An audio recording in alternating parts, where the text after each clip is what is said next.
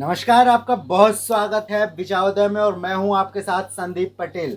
शुरुआत करेंगे मध्य प्रदेश में होने वाले उपचुनाव की। चुनाव आयोग ने घोषित किया है कि मध्य प्रदेश की 28 सीटों पर 3 नवंबर को मतदान होगा। यह सरकार बचाने और बिगाड़ने का उपचुनाव कहा जा सकता है, क्योंकि यहां पर किसान मुद्दा बन सकते हैं। कांग्रेस की कर्ज माफी बनाम भाजपा की कल्याण निधि में जहां पर जमकर मुकाबला है। कांग्रेस को वापसी के लिए 21 सीटों पर जीत जरूरी है, तो वहीं सरकार के ये मंत्री हारे तो उनका भविष्य दांव पे लगेगा। शिवराज सरकार के 14 मंत्री चुनावी मैदान पे अपनी किस्मत आजमाएंगे। इसमें तुलसीराम सिलावट, सावेर से गोविंद सिंह राजपूत, सुर्खी से डॉक्टर प्रभुराम चौधरी, प्रद्युमन सिंह तोमर, महेंद्र सिंह सिसोदिया, बिसाहू लाल सिंह, पेंडल सिंह कंसाना, हरदीप सिंह डंग, राजवर्धन सिंह दत्तीगांव, निमरती देवी डबरा से, ओपी भदौरिया मेहगांव से, वहीं गिरिराज डंटुतिया और ब्रजेंद्र सिंह यादव और उनके साथ साथ सुरेश धाकड़ पोहरी के विधानसभा सीट से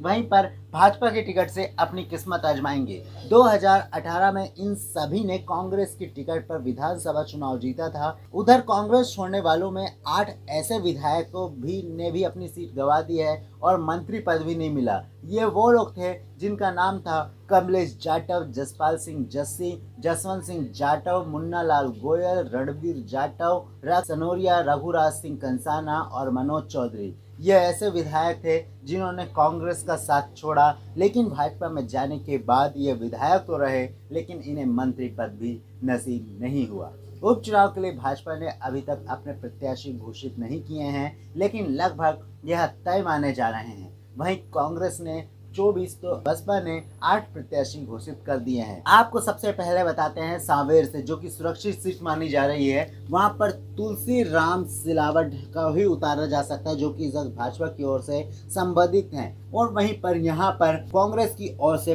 प्रेमचंद गुड्डू माने जा रहे हैं। यह रोचक मुकाबला कड़ा माना जा रहा है, क्योंकि सिंधिया के विश्वस्त माने जाने वाले सिलावट और गुड्डू दोनों ही जमीनी पकड़ वाले नेता हैं, तो इस सीट पर खास नज़र रखनी होगी। यहाँ पर अगर पिछले परिणाम की बात करें तो तुलसी सिलावट को 96% वोट मिले थे, तो इसी सीट से भाजपा के राजेश सोनकर को 93.590% वोट मिले थे। पिछले परिणाम की बात करें तो कांग्रेस से तुलसी सिलावट ने यहाँ पर जीत हासिल की थी और भाजपा के राजेश सोनकर को यहाँ पर हार का मुंह देखना पड़ा था। वहीं समावली से संबंधित अगर माना जाए तो एंदल सिंह कंसाना को ही मुरैना के समावली से संभावित माना जा रहा है और यहाँ पर कांग्रेस से अजब सिंह है।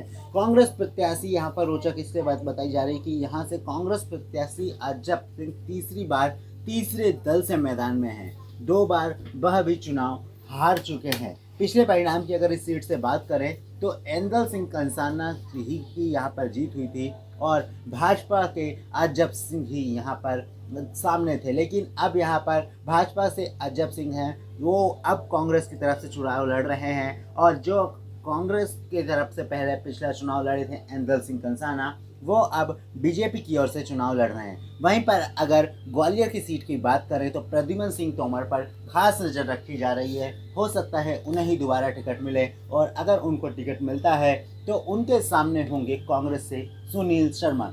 इस सीट पर अब तक जयभान सिंह पवैया भाजपा से चुनाव में उतरते थे। इसमें खास बात यह है कि पहले सुनील भी सिंधिया समर्थक रह चुके हैं और यदि पिछले परिणाम की बात करें तो यहाँ पर जयभान सिंह पवैया को भाजपा से हार का सामना करना पड़ा था और कांग्रेस से प्रद्युमन सिंह तोमर को जीत मिली थी। अब वहीं पर अगर मुरैना की बात करें तो यहाँ पर अभी कांग्रेस ने अपना प्रत्याशी घोषित नहीं किया है और यहाँ पर रघुराज कंसाना, जो कि पिछले बार कांग्रेस की सीट से जीते थे, उनको ही संभावित उम्मीदवार माना जा रहा है। यहाँ पर भाजपा से रुस्तम सिंह को हार का मुंह देखना पड़ा था, कांग्रेस से रघुराज कंसाना को जीत हासिल हुई थी। इस सीट पर अक्सर अजाती उम्मीदवार आमने सामने होते हैं, इसलिए यहाँ का मुकाबला और भी ज़्यादा रोचक हो जाता है। वहीं पर अगर खंडवा के मंधाता सीट की बात करें तो यहाँ पर बीजेपी की ओर से नारायण पटेल, जो कि संभावित माने जा रहे हैं, वहीं कांग्रेस की ओर से उत्तम पाल सिंह हैं। अगर वहीं पर बात करें पिछले परिणाम की,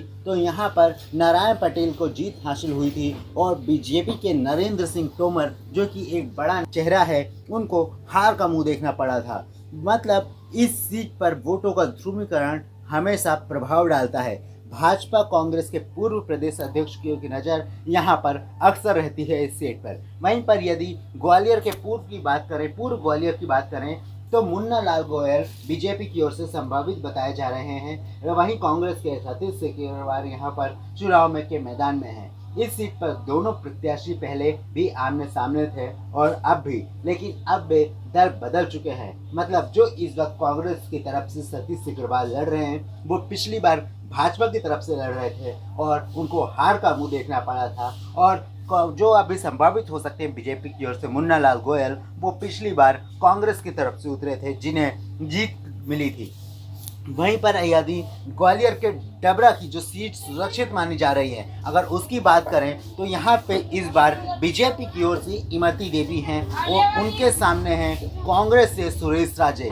मतलब यहाँ पर इमरती देवी के सामने सुरेश राजे हैं। इसमें दूर का रिश्ता समधी समधन का है। सुरेश पहले भी इमरती से हार चुके हैं। आपको बता दें, पिछले परिणाम की अगर बात करें तो इमरती देवी कांग्रेस की तरफ से लड़ी थी। वहीं पर हार का सामना बीजेपी में रहे कप्तान सिंह को देखना पड़ा था। वहीं पर अगर दतिया के भांडेर सीट की बात करें, तो यहाँ पर रक्षा सनोरिया संभावित सीट मिल सकती हैं और उनके सामने हैं कांग्रेस से फूल सिंह बरैया सिंह के कोटे से हैं। यहाँ इसलिए यहाँ पर महाराजा और राजा की भी प्रतिष्ठा दांव में लगी है। यहीं पर अगर पिछले परिणाम की बात करें, तो कांग्रेस से रक्षा देवी को जीत मिली थी और रजनी प्रजापति को भाजपा की तरफ से हार का सामना करना पड़ा था। वहीं पर यदि आगर मालवा सीट की बात करें, तो यहाँ पर बीजेपी ने अपना प्रत्याशी घोषित नहीं किया है और विपिन वानखेड़े यहाँ पर कांग्रेस की तरफ से मैदान पे हैं। यहाँ के विधायक मनोहर ऊंटवाल का जनवरी में निधन हो गया था, तभी से इस सीट पर सरगर्मी शुरू हो गई थी। पिछले परिणाम जो कि थे, यहाँ के विधायक थे, कांग्रेस के विपिन वानखेड़े के सामने इनको जीत मिली थी। और अब वहीं पर अगर अगली सीट की चले, यहाँ पर अब ये सीट सुरक्षित मानी जा रही है गोहद भिंड की तरफ से।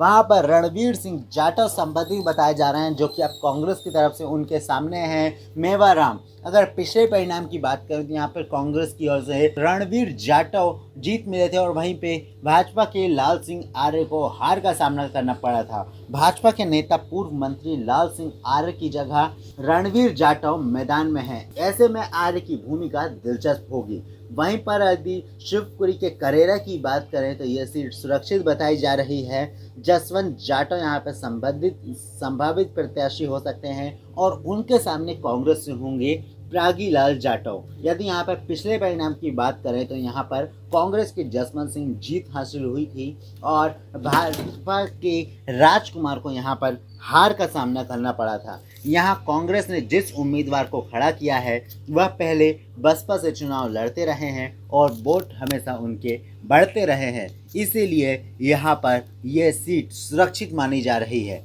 वहीं पर यदि आगर मालवा के बाद अगर हम मुरैना से जोरा की बात करें, तो यहाँ पर भी बीजेपी ने अपने प्रत्याशी को घोषित नहीं किया है। यहाँ पर पंकज उपाध्याय कांग्रेस की ओर से उनके सामने हैं। यहाँ का जाति समीकरण काफ़ी उलझा हुआ है, इसे न समझ पाने में प्रत्याशियों को काफ़ी मुश्किल होती है।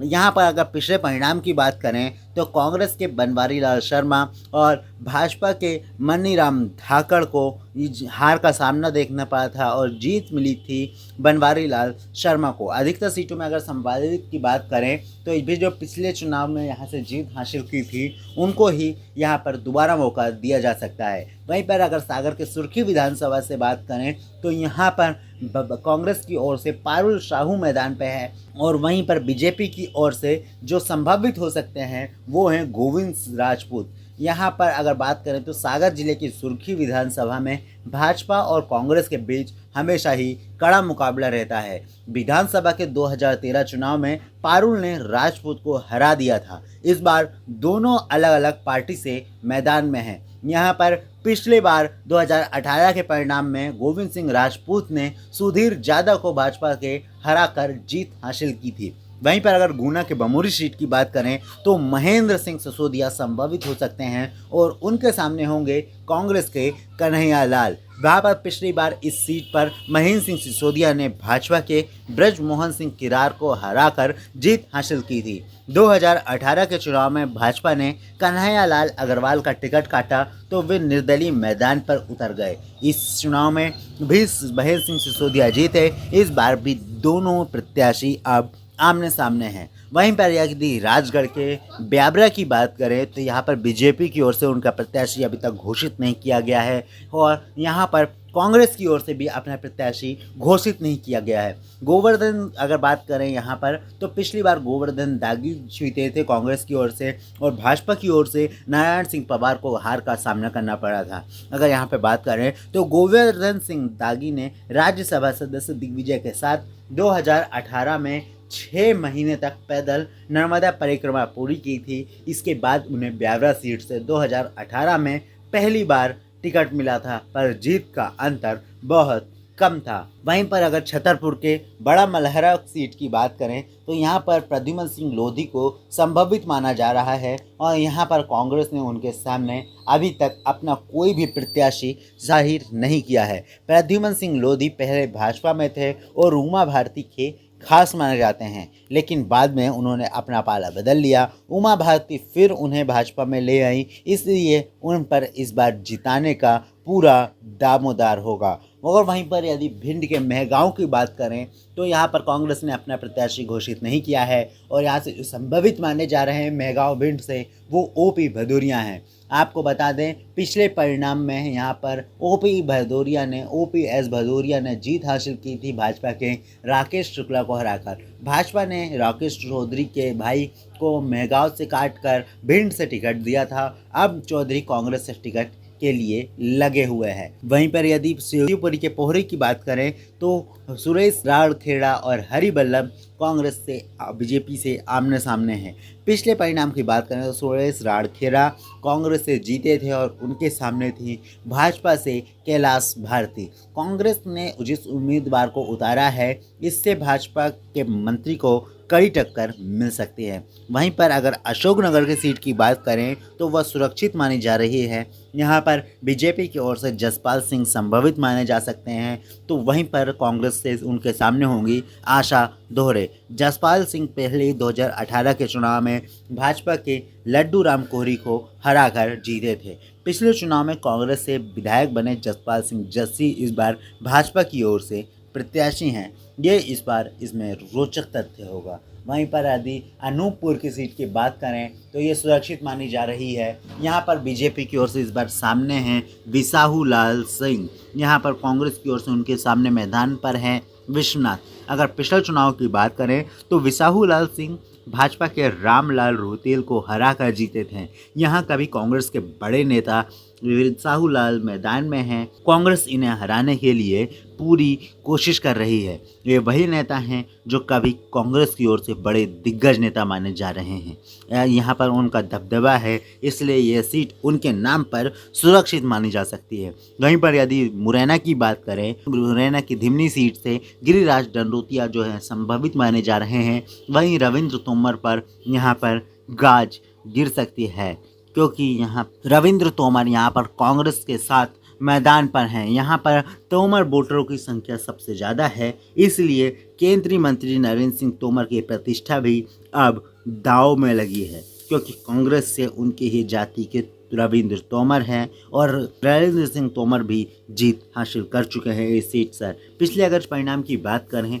तो गिरिराज दत्तुतिया कांग्रेस से जीत कर आए थे और उन्होंने भाजपा के शिव मंगल सिंह को हराया था। यहीं पर अगर सांची की रायसेन सीट की बात करें तो यह सुरक्षित मानी जा रही है। यहाँ पर डॉक्टर प्रभुराम चौधरी को जीता हुआ ही माना जा रहा है क्योंकि इनके सामने अब यहाँ पर हैं कांग्रेस से मदन लाल। अगर यहाँ पे बात करें पिछले चुनाव की तो प्रभुराम चौधरी ने लगभग 10,000 से ज़्यादा वोटों से भाजपा के मुदित सेजवार को शिकस्त दी थी। गौरी शंकर सेजवार ने यहाँ से 7 में से जीत हासिल की है। पिछले चुनाव में भाजपा के हाथ से यह सीट निकल गई थी। वहीं पर अगर मुरैना के अंबाह की बात करें तो यह सीट भी अब सुरक्षित मानी जा रही है। यहाँ पर कमलेश जाटव संभावित माने जा रहे हैं और उनके सामने कांग्रेस की ओर से सत्य प्रकाश सकवार भी सामने हो सकते हैं। अगर पिछले चुनाव की बात करें तो कांग्रेस के कमलेश जाटव निर्दलीय नेहा किन्नर से जीते थे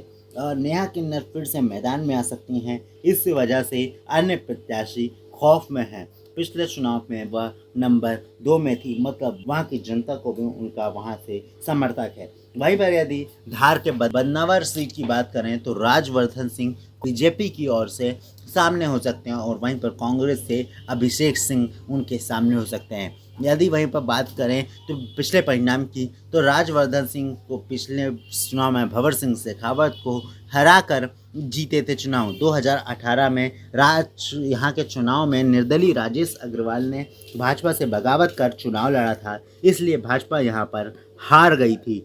यदि बुरहानपुर के नेपानगर की बात करें तो यहाँ पर सुमित्रा खार्डेकर सामने हैं बीजेपी की ओर से और कांग्रेस की ओर से रामकिशन है। भाजपा के पूर्व मंत्री रही अर्चना चिटनिस और पूर्व प्रदेश अध्यक्ष इस सीट पर सक्रिय हैं। पिछले चुनाव में जीत का अंतर भी काफ़ी कम था। यहाँ पर महज कुछ वोटों से लगभग 800 से 900 वोटों से कांग्रेस की सुमित्रा खासगेरकर जीती थी और अब वह यहाँ पर अब बीजेपी की ओर से सामने है। अगर देवास के हाट पिपलिया से बात करें तो यहाँ पर कांग्रेस से राजवीर का नाम सामने आ रहा है। आपको बता दें यहाँ से बीजेपी की ओर से मनोज चौधरी संभावित हो सकते हैं। उन्होंने पिछली बार 2018 में दीपक जोशी को हराकर जीत दर्ज की थी। भाजपा के वरिष्ठ नेता कैलाश जोशी के बेटे दीपक चुनाव हार गए थे, उनकी जगह कांग्रेस के मनोज चौधरी को टिकट मिला है। और वहीं पर अगर अशोकनगर के मूंगावली से बात करें तो ब्रजेंद्र सिंह यादव बीजेपी की ओर से संभावित माने जा रहे हैं और उनके सामने होंगे कांग्रेस से कन्हैया लाल। पिछले चुनाव में यहाँ पर दीपक जोशी को भाजपा की ओर से हार का सामना करना पड़ा था। 2 साल के अंतर में दूसरी बार यह उपचुनाव हो रहा है। कांग्रेसी महेंद्र सिंह कालूखेड़ा के निधन के बाद इस सीट पर यहाँ पर उपचुनाव हुआ था। एक बार यहाँ पर ऑलरेडी उपचुनाव हो चुका है, उसके बाद जब मंत्री मर गए तो यहाँ पर 2 सालों में दूसरा उपचुनाव हो रहा है। अगर वहीं पर यदि बात करें सुवारा के मंदसौर से तो यहाँ पर हरदीप सिंह डंग हैं जो कि दोबारा संभावित माने जा रहे हैं और वहीं पर कांग्रेस से उनका सामना करने उतर रहे हैं। कांग्रेस की ओर से मैदान पर हैं राकेश पाटीदार। पिछले परिणाम की बात करें तो उन्होंने पाटीदारी समाज के राधे श्याम को भाजपा की तरफ से हराया था और कांग्रेस के लिए जीत दर्ज की थी। यहाँ पर जीत का अंतर केवल 350 वोट था। अंतर कम होने की वजह से दोनों दल काफ़ी जोर लगा रहे हैं।